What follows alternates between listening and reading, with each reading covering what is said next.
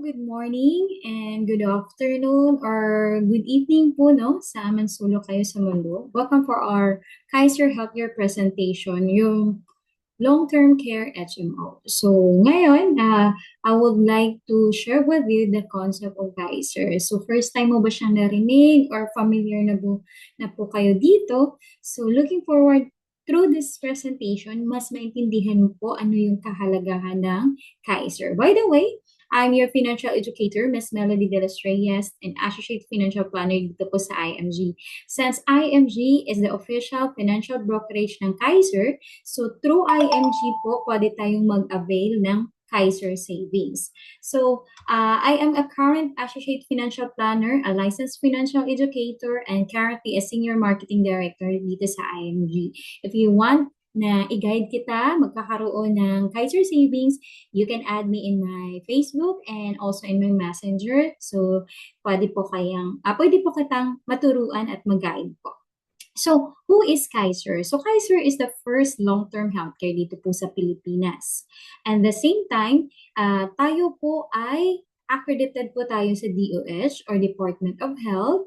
At the same time, the company is registered po tayo sa Securities and Exchange Commission dated June 8, 2004 as a healthcare provider. So, huwag po kayong malito ha. Kaiser is a healthcare provider with an authorized capital stocks of 160 million. Ibig pong sabihin, mas nilagpasan po ng Kaiser yung binibigay na capital stock requirements ng SEC for healthcare providers. Para po yan sa atin for the safety and of course no, sa protection ng mga Kaiser policyholder. We are also registered with the Insurance Commission with the license HMO-2017-04-R. Bakit? Kasi po si Kaiser is may kasamang benepisyo na insurance coverage. So, i-discuss ko yan later kung ano ito.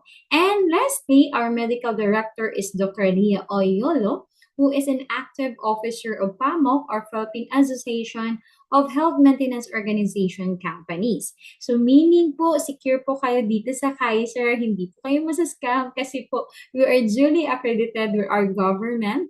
At the same time, our clients also here in Kaiser is galing po sa mga government institution. Like the Senate po, tayo po yung official na Kaiser provider ng healthcare nila. Supreme Court, Court of Appeals, Philippine Coast Guard, and PAZA or the Philippine Economic Zone Authority. So ngayon, you need to have the idea to choose the right healthcare. Bakit? Kasi po sa Pilipinas, marami pong nagkakasakit. Hindi po sa kadahilan na nawalang gamot, diba? Pero most probably the reason is wala po silang pangbayad ng mga hospital or ibiniman lang ng gamot. So you need to have a savings right now kung isa ka mang employee, isa ka mang OFW, seafarer, or a businessman, or any individual na may income. Bakit kailangan natin magkaroon ng healthcare? Kasi we don't know what's ahead. Hindi natin alam kailan tayo magkakasakit, anong sakit na dadapo sa atin. So there are types of healthcare actually. So unang-una, if you are an employer, so may mga binibigay kayo ng mga healthcare for your employees. Or kung isa kang empleyado, may provided na benepisyo yung employer mo na short-term HMO. This is also known as a traditional HMO. Generally, wala po itong life insurance coverage and every year po nag-i-increase ng premium upon renewal. However, renewal is not guaranteed, especially when there is a high claims.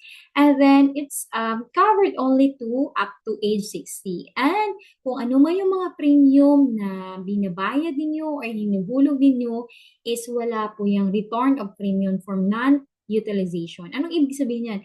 Kapag hindi mo siya nagamit this year, ibig sabihin hindi yan marerefund yung mga naibayad mo. So next year, magre-renew ka na ulit. The second type is the senior care. This type of healthcare works similarly to the short-term coverage except that covers age 61 and beyond. So, pwedeng up to 65, depende po ng healthcare provider. Increase the premium every 10 years, but it has lot of limitation, covers up to age 100 or depende po yan no, sa healthcare provider. Ang nakakaano lang dito is sobrang mahal. So meaning, saka ka pa magkakaroon ng HMO kapag senior ka, okay lang sana kung malaki yung retirement benefits mo. But sad to say, instead na ma-enjoy mo yung retirement benefits mo, napupunta yan sa pangbayad mo. So, typically, mas advantage to have this kind of healthcare, which is the long-term healthcare. And that is the beauty of Kaiser. This is an HMO with a health savings account. So, ibig sabihin, yung mga premium na sinisave up mo is meron siyang return of contribution sa'yo once the account is nagmamatured. It has a fixed premium program. So, ibig sabihin, hindi siya mag-i-increase once you started, as long as natapos mo siya, the 7 years of savings. So, after that is hindi ka na maghuhulog, which matures in the 20th year. Ang kagandahan kasi with LTC, 7 years ka lang magsi-savings, pero insured ka na up to 20 years.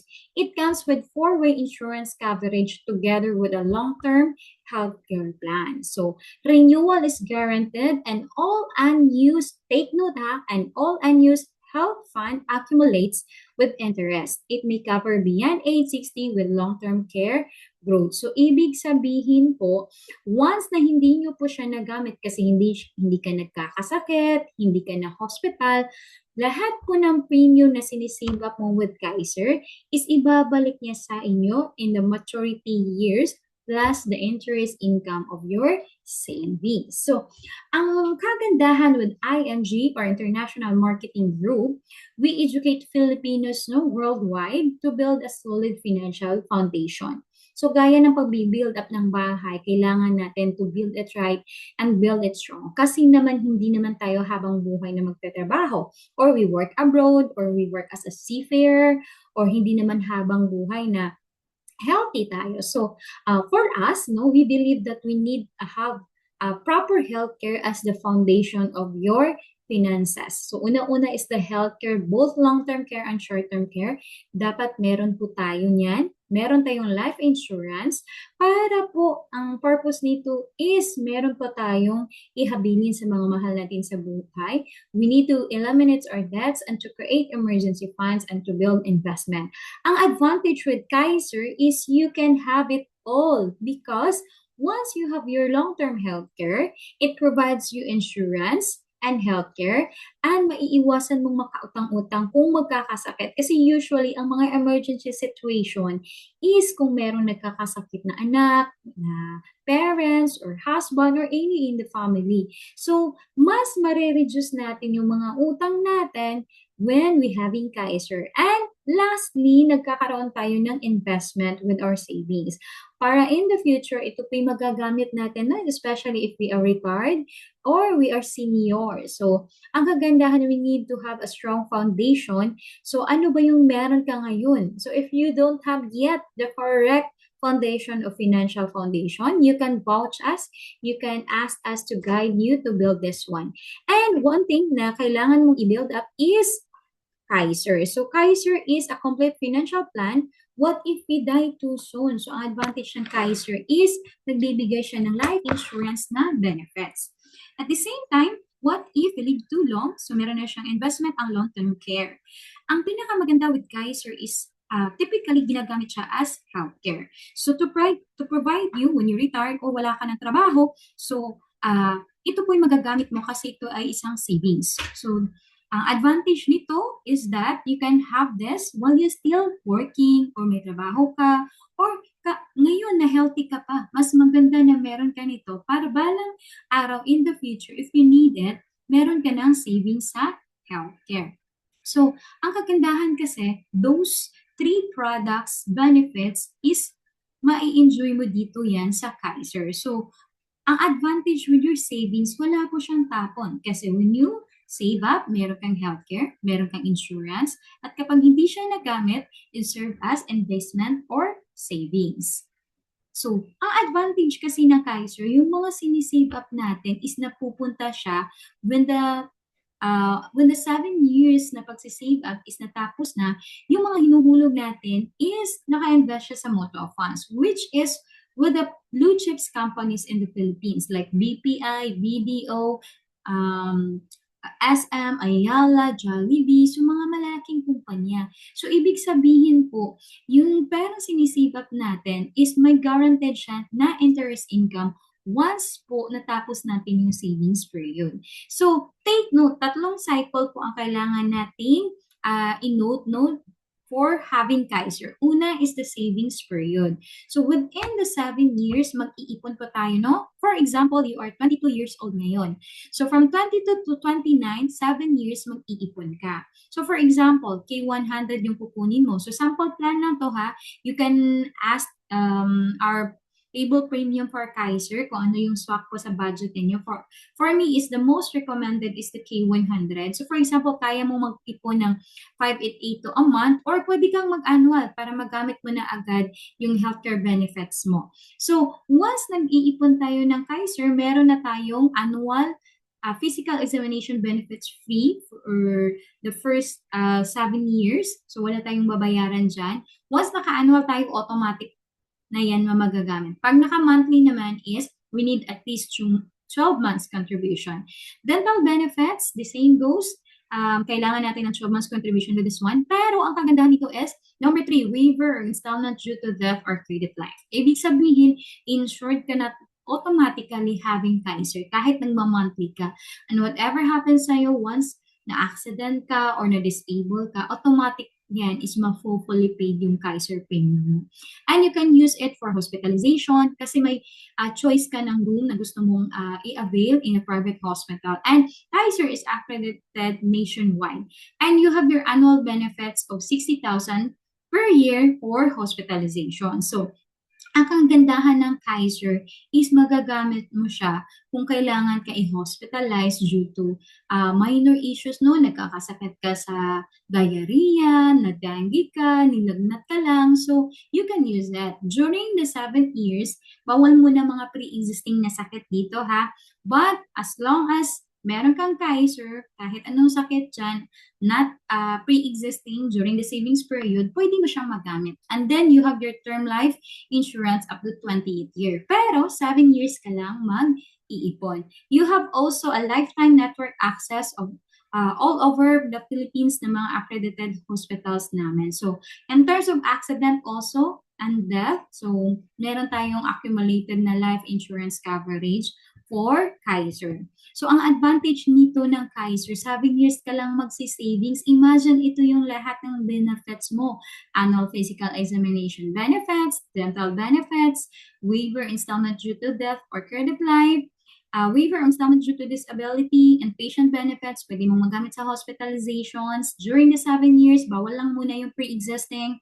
But, any reasons ng hospitalization is pwede mo siyang ma-use. So, simple na lagnat, na nag-diarrhea ka ba, nag-dengue, so pwede mo siyang ma-use that. As long as naka 1-year contribution or 12 months paying sa Kaiser savings mo.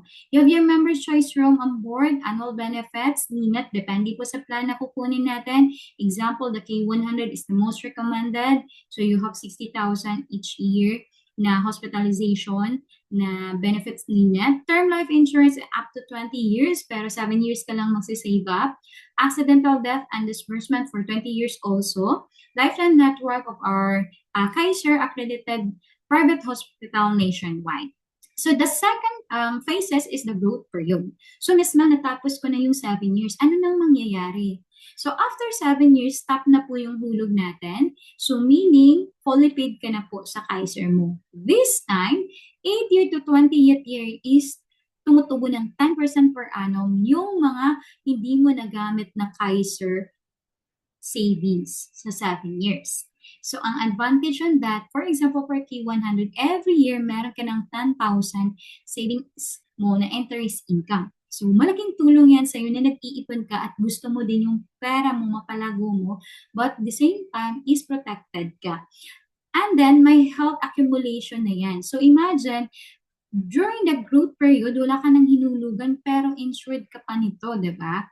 Ang advantage nito yung lahat ng mga sinisave up mo sa 7 years is tumutubo siya ng 10% per annum, nag-a-accumulate siya. So for example, for the K100, meron kang 10,000 every year na enters income. So, meron siyang long-term care bonus na ibibigay sa'yo with 100,000 and 350,000 and additional health benefits na nag-a-accumulate yan from your savings, and it will be totaled with 1.1 million na accumulated benefits with bonuses. So, if gusto mo right now, anong edad ka ngayon, in the 20th year, kung gusto mong mag-harvest ng 1.1 na savings para po sa healthcare mo, Kaiser is the best for you. And you can extend it. For example, 22 ka ngayon, gusto mong mag-extend pa siya at to age 60 or 65, pwede. Kasi lumalago yung savings mo sa Kaiser. So meaning, hindi ka na mag-worry kung magkakasakit ka in the future. And ang kagandahan sa extended period, wala ka na pong hinuhulugan. So, pwede mo siyang magamit in patient benefits, hospitalization, outpatient, maternity, pre-existing illness, really disease. Your savings had investment of 10% yearly compounding interest income, waiver of installment due to death and creed of life, member choice of room on board, waiver installment due to disability, term life insurance for 20 years, accidental death and disbursement for 20 years, and lifetime network access for our private hospital nationwide. Ang advantage dito po kasi sa extended period is wala ka nang mahuhulugan. Yung accumulated na savings mo plus the interest income every year, ito na po yung gagamitin if you want to use it for hospitalization, outpatient, consultation, and check-up. So take note po ha, extended period is wala ka nang hulugan. Ang gagamitin mo yan na amount po sa healthcare mo is yung na-save up mo during the 7 years plus the interest income po na ina-accumulate every year. So, ang advantage sa extended period, insured ka pa rin. So, pagandahan yan, wala ka nang hinuhulugan or binabayaran. So, in the extended period naman, ito na po yung harvest period. So, ibig sabihin, magmamatured po yung plan natin. For example, for K100, magkakaroon tayo ng total maturity of 1,161,169. So, meaning, as long as within the 7 years is hindi natin siya magamit, and then the extended period is stay lang natin dyan para mag-accumulate siya ng interest income. So, meaning at the 20th year, itong 1.1 million na savings mo is pwede mo siyang i-withdraw or pwede mo siyang i-stay as your healthier. Para pagdating mo na senior age, ito na yung gagamitin mo. Hindi ka na mamumblema kung magkakasakit ka because you have your fund and Kaiser. Ito lang, no? Take note. Kaiser is only 7 years to save. So Kaiser International Health Group gives you the best long-term care for your family. So pwedeng mag-start 10 years old to 60 years old. Pwede tayong monthly, quarterly, semi-annual, and annual. 13 years to wait for maturity, pero insured ka pa rin up to 20 years, diba? So, ito yung kagandahan ng Kaiser. Tax-free of the total accumulated amount of your investment. So, pwede mong i-withdraw kapag nag-mature na yung plan mo at kumuha ka ba ulit ng bagong Kaiser, or you can stay it with your healthcare savings para still nag-accumulate pa rin siya ng investment income. You have your 30 days grace period, no? Once nag-due date na this day, so meron ka pang 30 days na pwede itong bayaran. And the same time, transferable po si Kaiser. So, ito po yung savings na walang tapon. Kasi if we pass away, it will be transferred to our family. So, insured po yung pamilya natin.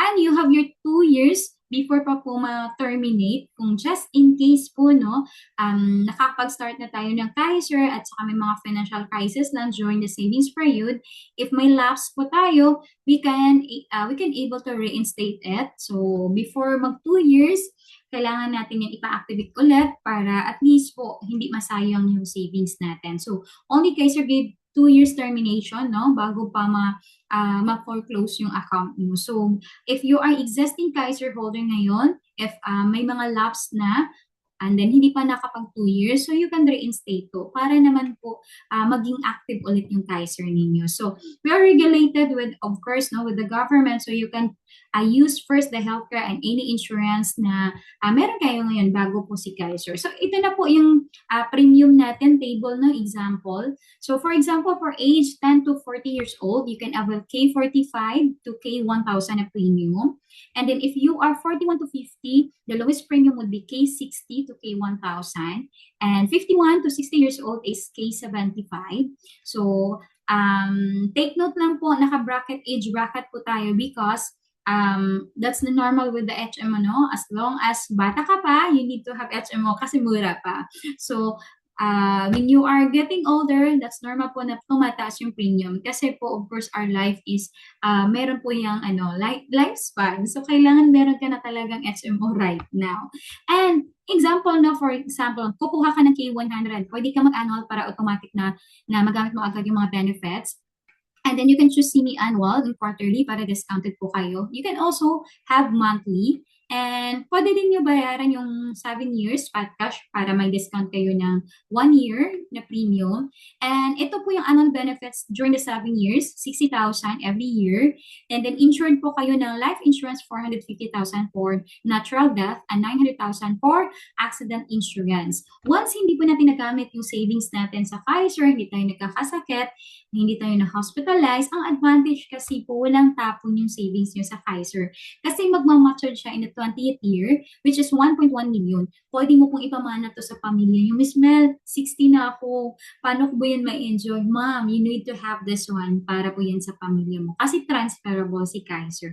And insured ka na po. Ito po yung advantage having Kaiser. So, ang kagandahan po with Kaiser, no, meron tayong online policy management. You can access your account because especially for our OFW, magpa-assist lang po kayo para ma-navigate yung OPMS niyo. Para conveniently, you can manage your policy. You can download your current due or yung mga receipt ninyo, time saving, hindi na kailangan pumunta pa sa office para maghulog. So you can pay online. Transparency is makikita mo yung mga payment history mo, and then you can communicate, no, kung ano ba yung mga concern mo with your account. So, visit our link lang para mag-guide po kayo with your online policy management. So, ano bang kailangan, Ms. Mel, or paano ba mag-qualify with Kaiser? Kaiser, you can start if you are 10 years old to 60 years old. The lowest savings is 88 pesos a day or 2,647 monthly. So we just need your application form, one valid ID, and proof of payment. If you want na mag-guide kita, so message me or comment down below para ma-send ko sa iyo yung application form. And we are accredited with our banks, no? BDO, Metrobank, BPI, Union Bank, PNB, Land Bank, RCBC, and Palawan Pontiac. Also, you can use GCash. Magbabank transfer lang kayo sa sending yung proof of payment. So, you can have your Kaiser. So, why own a long-term healthcare? Because you cannot bring with your healthcare benefits provided by your company when you retire. That's reality. So, most sickness appear when you retire.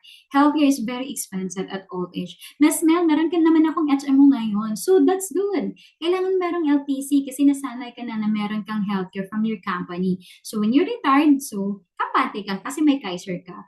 If ever naman kung mag-senior citizens ka na how many years from now, mas expensive yung healthcare. So, better to have Kaiser right now kasi insured ka pa and meron kang HMO. So, I hope you can build your future by taking control of your money. So, I'm your financial educator, Ms. Melody De Los Reyes. You can call me on this number, 0927-008-1642, or you can email me for your application, meldsme925@gmail.com. So, have Kaiser International, having Simplify Healthcare with our HMO plan gives you a long-term care benefit. So, I hope you can have Kaiser as your long-term savings, and it's my privilege to share with you the goodness of Kaiser. Sa Kaiser is kampante ka. Thank you!